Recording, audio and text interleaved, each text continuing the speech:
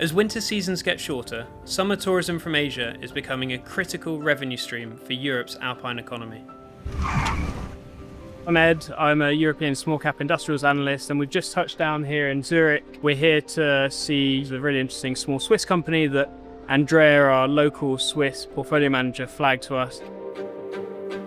Jungfraubahn is a company which owns a railway up to the top of the mountain and a platform at the top with lots of restaurants and viewing platforms. We haven't been up yet, but I'm already getting a sense of why this is such an interesting company.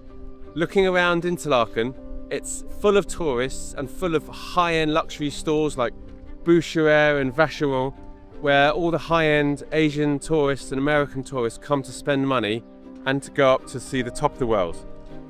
On paper, Jungfraubahn has shown strong growth, margins and long-term share price performance in the past. But we had some questions that needed answering about its future. I think we really needed to come over and see it and feel the experience like kind of tourists.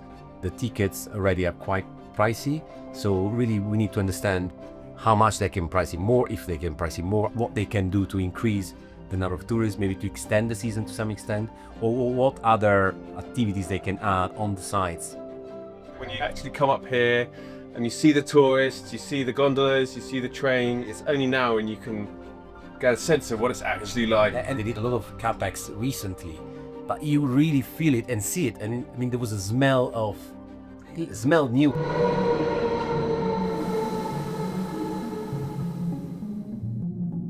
Rather than which used to be in the past, that just the way up and see the scenery is all the experience that they want to build around the restaurants, the activities, and that's what they try to price, and that's what we need to assess.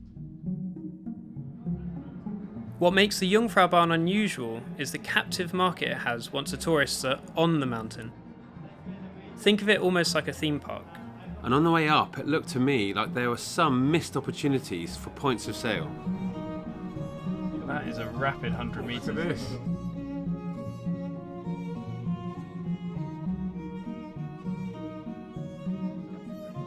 We came all the way up to 3,571 meters.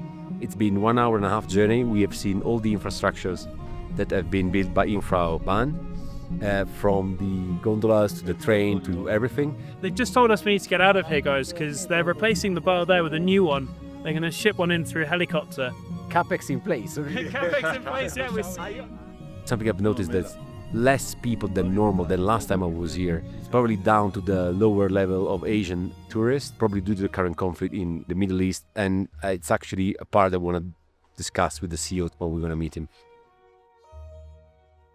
The trick is that we diversify our markets, meaning that we not only rely on one region in the world, but we have multiple regions from the US till Indonesia, till Japan, which all have slightly different travel times. I think what is more important than only capacity, or is even more so important, is the average spending per customer. If you look at the million guests we receive every year, only half eat in our restaurants. That's one example where we think that we can increase the average earning per customer. The price compared to other experiences is already on the higher end. Where we still have potential to improve pricing is with dynamic pricing, in a sense that on high seasons, on times where a lot of guests want to come all at once, that we increase the prices there, and we try to lower the prices on other times where we have more capacity free.